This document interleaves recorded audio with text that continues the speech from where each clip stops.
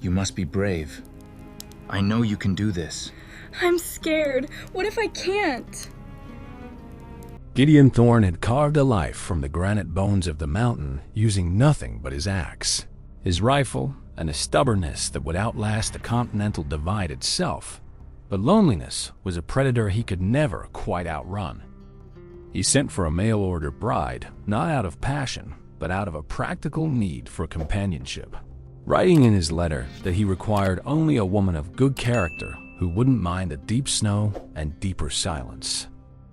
The agency sent Clara, a wisp of a girl with hair the color of chestnuts and eyes that seemed to hold entire oceans of unshed tears. And she stepped off the stagecoach looking more frightened than a fawn separated from its mother. Gideon's first thought was that she would never survive a single winter, her frame too delicate and her hands too smooth. But something in the way she squared her thin shoulders made him pause and reconsider his judgment. They were married quietly at the Justice of the Peace in Broken Spur, Clara's voice barely a whisper when she spoke her vows, her fingers trembling like aspen leaves when Gideon slid a simple iron ring onto her hand. The wagon ride up to his mountain cabin was silent except for the creak of wheels and the distant cry of a hawk. And Gideon stole glances at his new wife, noting how she clutched her carpetbag as if it contained the last fragments of a life she'd already lost. When the cabin came into view, smoke curling from its stone chimney and pines standing guard like ancient sentinels, Clara exhaled softly and said, "It's the most beautiful place I've ever seen," and Gideon felt an unexpected warmth bloom in his chest. He showed her inside, pointing out the kitchen with its black iron stove, the sturdy table he built with his own hands, and then the single bed in the corner, wide enough for two, but unmistakably the only sleeping place in the entire cabin.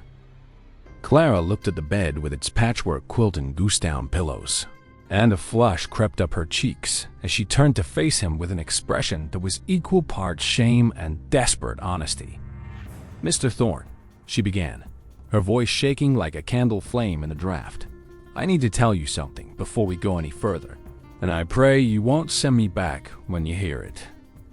Gideon set down the firewood he'd been holding and gave her his full attention, his rough-hewn face unreadable, but his dark eyes patient as a deep, slow-moving river waiting for a stone to drop.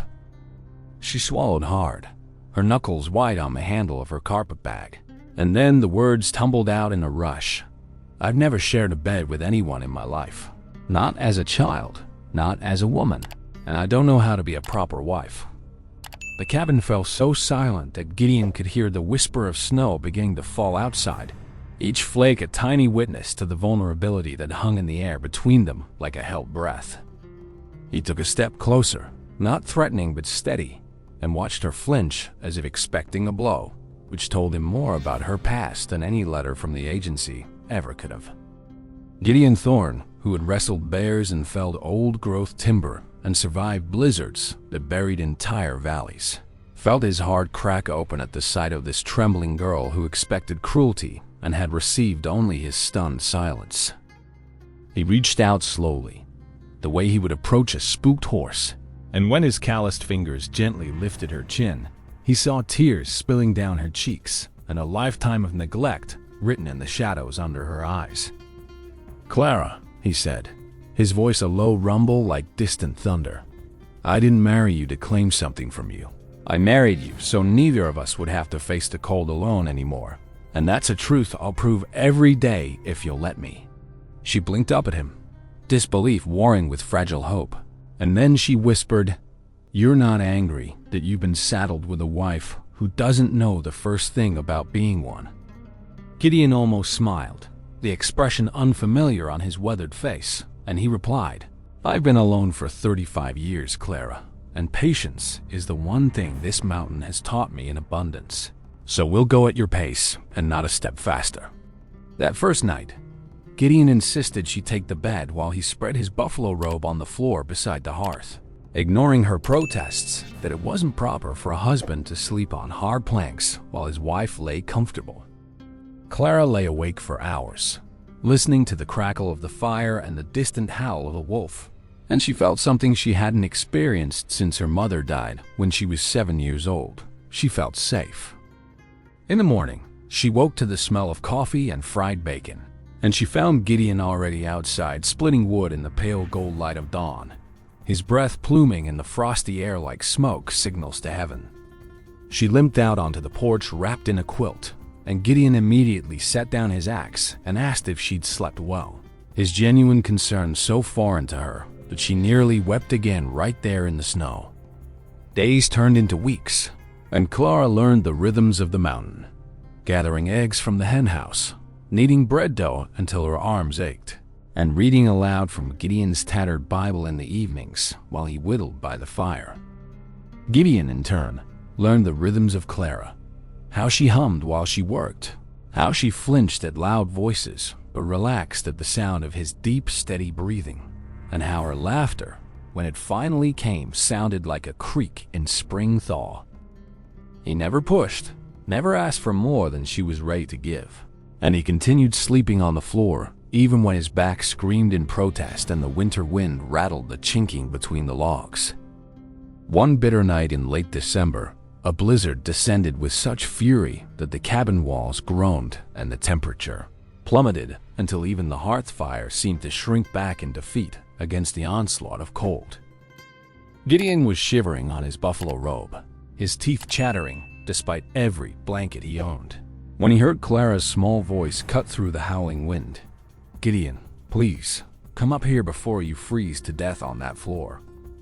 He hesitated, not wanting to frighten her, but another violent shiver racked his body, and he finally rose stiffly and crossed to the bed where Clara had lifted the quilt in invitation, her eyes wide but resolute. "I'm not afraid anymore," she whispered as he slid beneath the covers, keeping a careful distance between them, "because you show me that a man's strength can be gentle, and I trust you more than I've ever trusted anyone."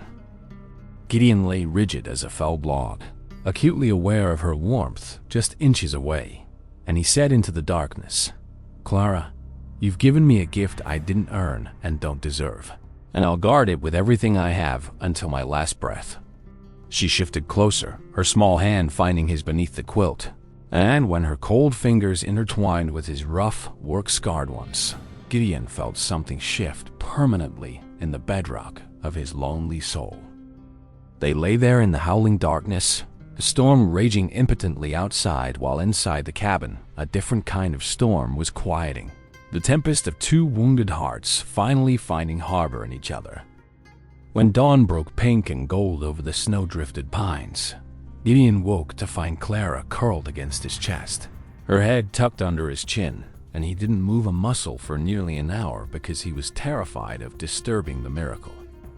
Clara stirred and looked up at him with sleep-soft eyes, and a slow smile spread across her face as she said, "Good morning, Gideon," and those three simple words sounded more intimate than any love poem ever written.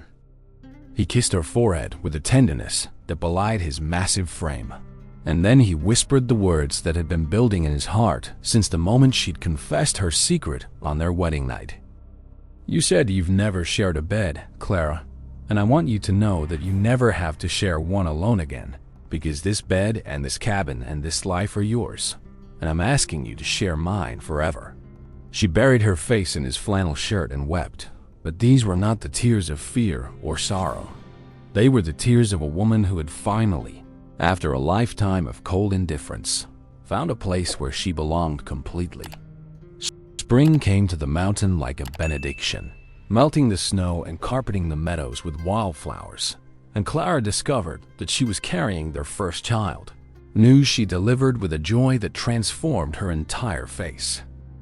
Gideon lifted her off her feet and spun her around until she laughed breathlessly, and then he set her down gently and knelt in the new grass to press his ear against her belly, listening for a future he'd once believed would never be his. Their son was born in the same bed where Clara had first learned to trust, a squalling, red-faced boy with his father's dark eyes and his mother's delicate features, and Gideon held him with hands that had never felt so clumsy or so blessed.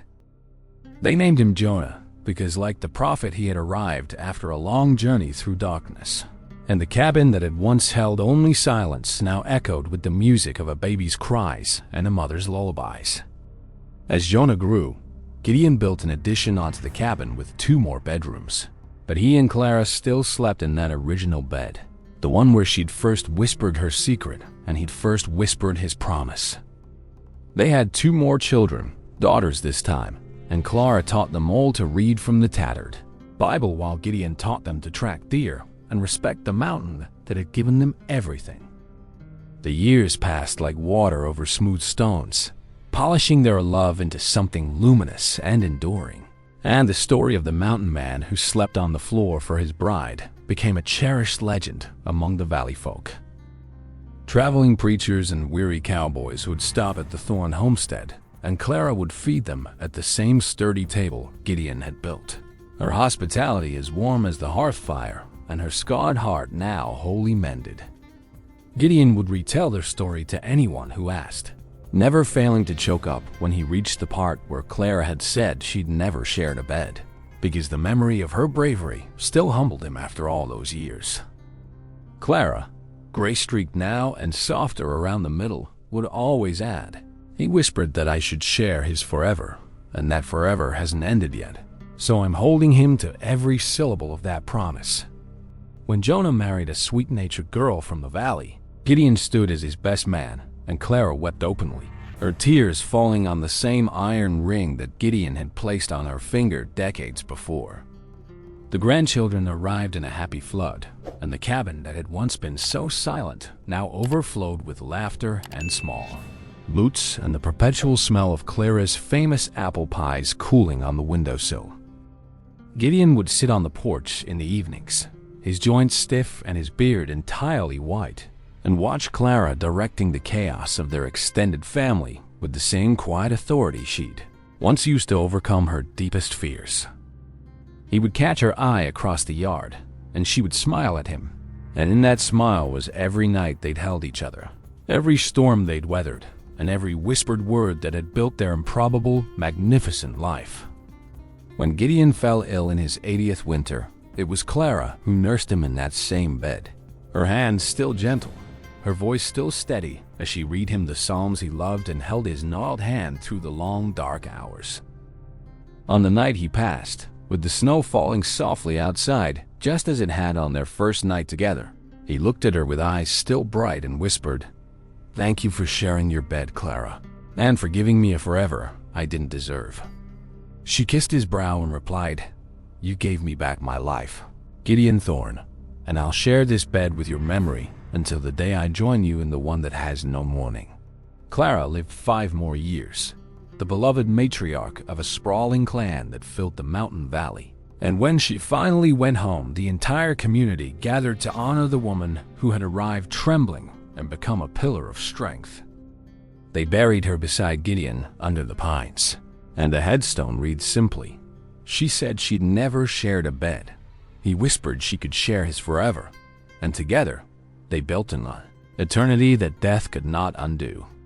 The old cabin still stands, preserved by descendants who understand its sacred history. And if you visit on a quiet winter night, you might just feel the lingering warmth of a promise that outlasted the mountain itself.